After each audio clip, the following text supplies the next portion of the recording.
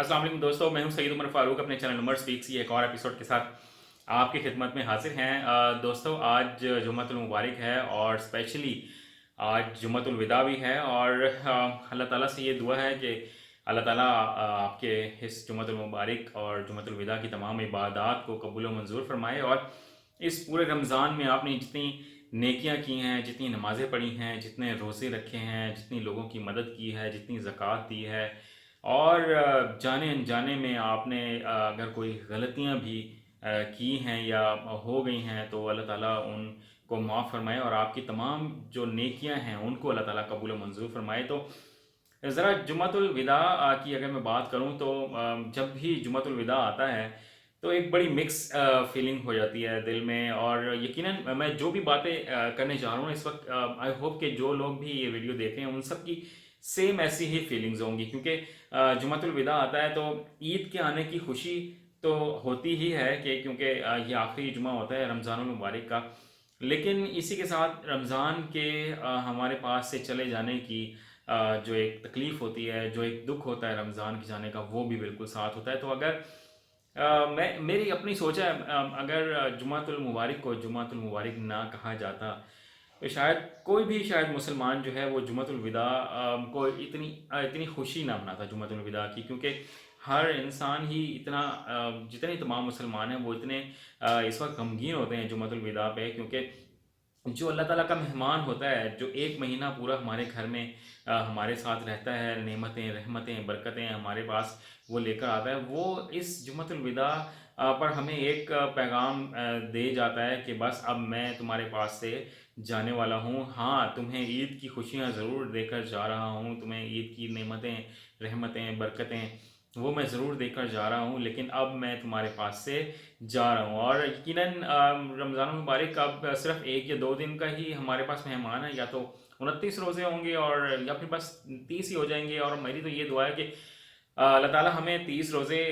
दे, क्योंकि जहाँ हमने 29 रोज़े रखे हैं तो अल्लाह ताला हमें एक रोज़ा और रखने की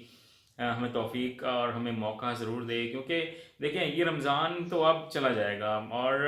11 महीनों का इंतज़ार है नेक्स्ट रमज़ान के लिए। और कौन जाने किसके नसीब में अगला रमज़ान है, किसके नसीब में अगला रमज़ान नहीं है। तो मैं तो अपने लिए भी और अपने तमाम फैमिली मेम्बर्स के लिए, अपने तमाम दोस्तों के लिए, रिश्तेदारों के लिए, अपने तमाम कॉलीग्स के लिए, उन तमाम लोगों के लिए जो इस वक्त मेरी ये वीडियो देख रहे हैं, उन सब के लिए मैं ये दुआ करता हूँ कि अल्लाह ताला हमें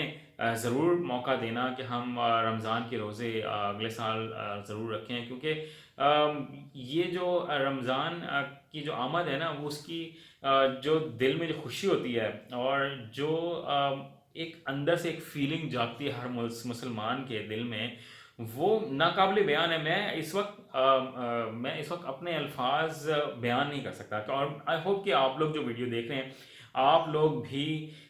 मेरी इस बात से एग्री करेंगे कि रमज़ान की जो रहमतें और बरकतें हैं आप उनको अल्फाज में बयान नहीं कर सकते हैं। हाँ, ये ज़रूर है कि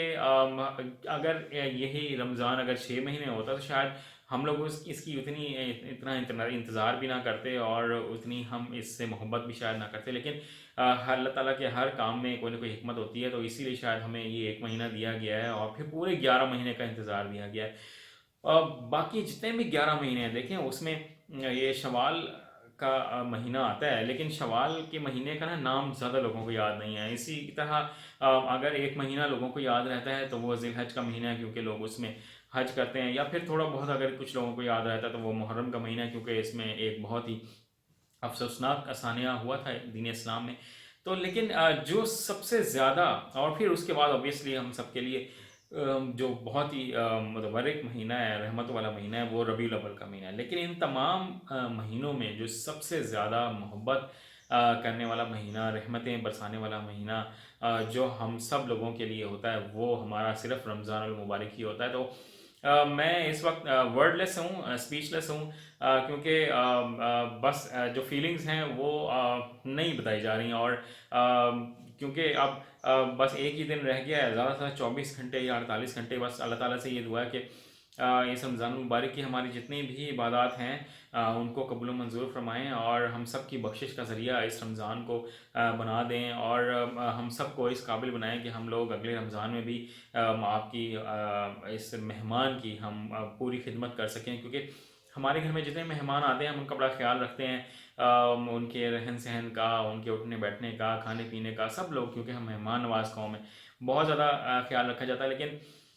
हम शायद रमज़ान का वो हक़ अदा नहीं कर पाते हैं और मैं तो बड़े नॉर्मल से अल्फाज में रमज़ान से मोहब्बत का, अकीदत का इजहार कर रहा हूँ ना। आप शायद इससे भी ज़्यादा अपने दिल में फीलिंग्स रखते होंगे मुझसे ज़्यादा ऑब्वियसली, लेकिन मैंने तो बहुत से लोगों को